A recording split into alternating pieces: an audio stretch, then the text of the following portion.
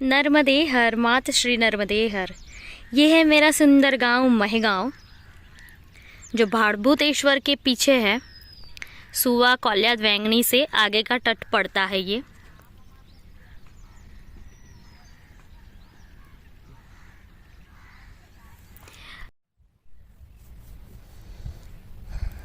नर्मदे हर मात श्री नर्मदे हर। मैं आज बैठी हूँ माँ के किनारे, माँ नर्मदा की गोद में। मैं आज आपको ये बताऊंगी कि मुझे माँ नर्मदा परिक्रमा का संकल्प का विचार कैसे आया, मुझे माँ नर्मदा परिक्रमा करने की प्रेरणा कैसे मिली और कहाँ से मिली। मुझे परिक्रमा के दौरान कई लोगों ने ये प्रश्न किया था कि आपने इस उम्र में अकेले परिक्रमा उठा ली, तो आपको कुछ तो प्रेरणा हुई होगी, तभी तो आप माँ नर्मदा के किनारे आए हो। तो मेरे पास एक ही जवाब था उसका कि मैं अकेले नहीं आई हूँ, मैं माँ नर्मदा के साथ आई हूँ। माँ नर्मदा ने मुझे प्रेरणा की है, उसी ने मुझे बुलाया है, तभी तो मैं आई हूँ। माँ नर्मदा परिक्रमा का संकल्प मुझे कैसे हुआ, तो वो प्रेरणा मेरी रही है। माँ नर्मदा के साथ जुड़ी हूँ मैं बचपन से। मैं बचपन से ही माँ के साथ आत्मिक रूप से जुड़ी हूँ। शायद मेरा माँ के साथ पूर्व जन्म का कोई ना कोई रिश्ता तो रहा होगा, तभी मैं माँ की तरफ इतना खींची जाती हूँ, इतना खींची चली जाती हूँ। जब भी बचपन में मैं स्कूल की छुट्टियाँ होती है, स्कूल की छुट्टियाँ तुरंत होते ही हम दूसरे ही दिन गांव के लिए निकल जाते हैं, माँ नर्मदा के किनारे खेलने के लिए, माँ नर्मदा की गोद में खेलने के लिए।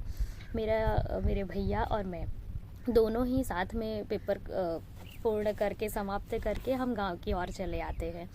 और वो बचपन मतलब इतना यादगार है, इतनी मेमोरी है हमारे साथ माँ नर्मदा की।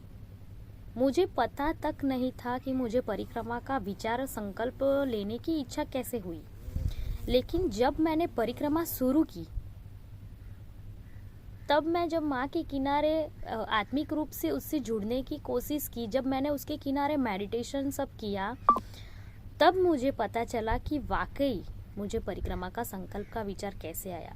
ताकि मैं उसके साथ पहले से बचपन से जुड़ी हुई हूँ, शायद पूर्व जन्म से भी जुड़ी हुई हूँ। तो मैं माँ नर्मदा के किनारे जब बचपन में आया करती थी, जैसे ही हम गांव पहुँचते मुझे बस माँ ही दिखाई देती थी। मैं उसके किनारे कभी भी चली आती हूँ, मैं नहीं देखती कि समय क्या हुआ है, चाहे सुबह हो, दोपहर हो या शाम हो। जैसे शाम ढल रही हो, सूर्य ढल रहा हो, और मैं माँ के किनारे बैठ जाती थी आके, और उसको बस एक ही नज़र से, जैसे अभी बैठी हूँ मैं माँ के सामने, वैसे ही मैं उसको देखे रहती थी। उससे आत्मिक संबंध था मेरा। उसको बैठ के मैं ऐसे निहारती रहती थी उसको। और बचपन में 8-10 साल की उम्र में हमारे पास क्या आकांक्षाएं होगी, क्या उम्मीद होगी माँ से कि मैं कुछ मांगने उसके पास आऊँगी। वो मेरा प्रेम उसके साथ निस्वार्थ प्रेम था।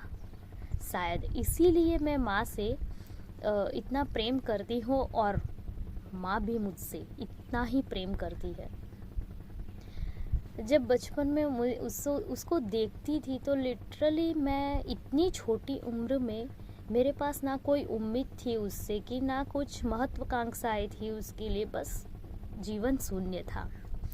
और उसके किनारे में उसको बैठ के ऐसे निहारते निहारते लिटरली मेरे आँखों से आंसू गुजरते। मैं रोती थी उसको देख के, पता नहीं क्यों, उसका जवाब नहीं है मेरे पास, लेकिन मुझे उसे देख के रोना ही आता है। फिर मैं जब परिक्रमा का संकल्प मैंने लिया, मैं मेडिटेशन करती थी, मैं ध्यान करती थी, तो वो मुझे मेरा बचपन दिखाई देता था। जैसे मैं उसके किनारे बैठी हूँ, उसको देखते हुए रो रही हूँ।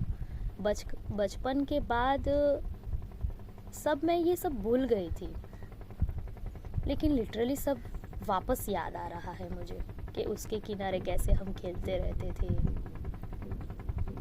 मुझे बस इतना ही पता था कि ये माँ नर्मदा है, उसकी परिक्रमा क्या है और माँ नर्मदा क्या है, मुझे कुछ पता नहीं था। बस उससे लगाव था। मेरी माँ थी वो मुझे सिर्फ इतना ही पता था। मैं बचपन में यहाँ उसके किनारे मेरे बड़े पापा की जो भैंस है उसका जो छोटा बछड़ा होता है उसको लेके उसकी डोर थाम के मैं चली आती। यहाँ उसको मैं चारा चरवाती थी, वो ऐसे खुद घूमती रहती थी यहाँ पे, और मैं ऐसी नाव के किनारे ऐसे खड़ी होके बस माँ को देखती रहती थी, माँ को निहारती रहती थी। उसे निहारना मुझे पहले से पसंद है। उसके किनारे जो पशु पक्षियाँ छोटे छोटे खेल रहे होते हैं, जैसे मछलियाँ खेल रही होती है, वो सब मैं देखते रहती थी। और वो गैया चरती रहती थी और मेरे मुंह से एक ही धुन निकलती थी। पता नहीं मैंने कहाँ से सीखी थी या कहीं से सुनी थी या फिर अंदर से आ रहा था। मैं एक ही जोर जोर से ऐसे आवाज़ लगा के गूंज लगा के मैं गाती थी बचपन में, मैं जैसे पगली बिल्कुल। मेरे मुंह से ऐसे पता नहीं आसपास कौन है क्या है, मैं कुछ देखती नहीं थी, बस एक ही धुन जोर जोर से मैं गाती थी। त्वदीय पाद पंकजम नमामि देवी नर्मदे, नमामि देवी नर्मदे, नमामि देवी नर्मदे, त्वदीय पाद पंकजम नमामि देवी नर्मदे। और उसे देख के ऐसे मुस्कुराया करती थी। कभी उसको देख के आंसू निकलते हैं तो कभी जोर जोर से हंसने लगती हूँ, कभी जोर जोर से गाने लगती हूँ, और कभी कभी मीठी स्माइल आ जाती है। परिक्रमा में भी मैंने ऐसे ही परिक्रमा की है, बिल्कुल बचपना, बिल्कुल मैंने बहुत आनंद लिया है परिक्रमा का।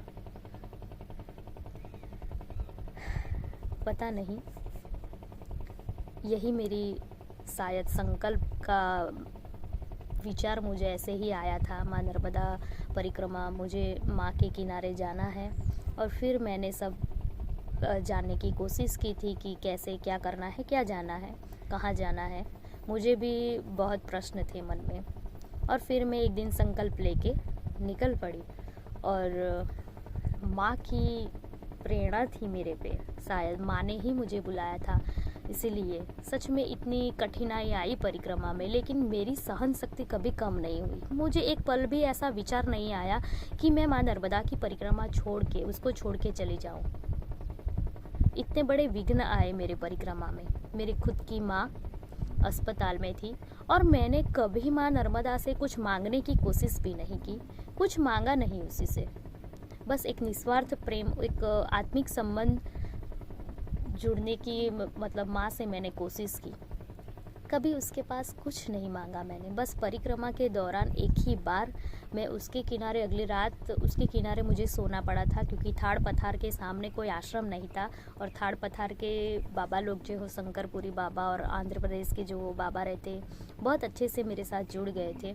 और उसके सामने किनारे उन्होंने सारी सुविधाएं उपलब्ध कराई थी। उसी समय पे मेरी माँ अस्पताल में थी सूरत में, मैं माँ नर्मदा किनारे थी। तो जब वहाँ मैं वीडियो कॉल से माँ से जुड़ती थी तो मेरी माँ की हालत मुझसे देखी नहीं गई। तब भी बस मैंने सुबह उठ के माँ नर्मदा जी में स्नान किया था और वहाँ माला लेके बैठ गई थी उसके लिए, साधना करने के लिए। एक ही महामृत्युंजय मंत्र की मैंने माला की और माँ से प्रार्थना की कि माँ अब तुझे जो सही लगे वो कर, क्योंकि उसकी हालत मुझसे देखी नहीं जा रही थी। फिर माँ ने दोपहर में ही मुझे वो परिणाम दे दिया कि माँ मेरी ज़िंदगी से चली गई, ये दुनिया को छोड़ के चली गई। लेकिन जीवन और मृत्यु का यही खेल है, हमें स्वीकारना होगा। पीड़ित होने से अच्छा है ये शरीर छूट जाए और माँ को मोक्ष की प्राप्ति हो जाए। मैंने महामृत्युंजय मोक्ष की प्राप्ति माँ के लिए की और माँ ने दोपहर में ही मुझे परिणाम दे दिया। और मेरे माँ भगवती की अस्थिया विसर्जन माँ नर्मदा में हुई थी। हम दोनों ही जुड़ गए थे माँ से। आज भी मैं बैठी हूँ माँ के किनारे। मेरे गांव आती हूँ तो बस मुझे कब मैं माँ के किनारे जाऊँ और उसके साथ बैठूँ, उसको देखूँ, उसके साथ बातें करूँ ढेर सारी। मैं बहुत बातें बचपन से किया करती थी माँ से, सब कुछ कह देती थी उसको मैं। बस मेरी आँखों से मैं माँ से बातें करती हूँ। परिक्रमा में भी मुझे जब भी समय मिला, जितना समय मिला, मैंने माँ के किनारे ही बिताया है। मुझे लगता है कि यहाँ माँ का किनारा है, मैं फट वहाँ जाके अपना सब काम तमाम पूजा समाप्त करके मैं वहाँ बैठ जाती थी। अगर पॉसिबल है तो मैं माँ की पूजा भी उसके किनारे करती थी। मुझे बहुत आनंद आता है।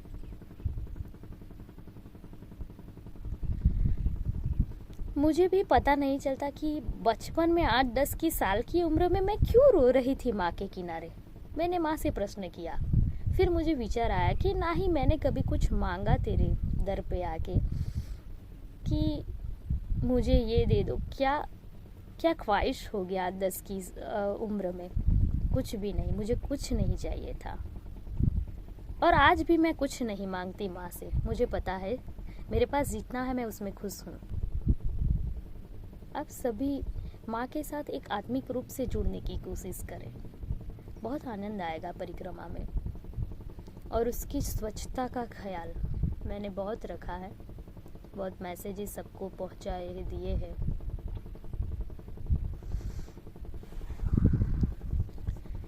मुझे परिक्रमा के दौरान बहुत लोगों ने पूछा था कि आपको ये विचार कैसे आया, तो मेरा यही जवाब था कि मैं बचपन से माँ से जुड़ी हूँ। मेरा हर वैकेशन बचपन से माँ के किनारे ही गुजरा है। इतना ही पता था, नमामि देवी नर्मदे, नमामि देवी नर्मदे। और कुछ नहीं जानती थी मैं उसके बारे में, उसकी परिक्रमा क्या है। लेकिन माँ की बहुत कृपा रही है मेरे पे कि मेरी परिक्रमा पूर्ण करवाई माँ ने।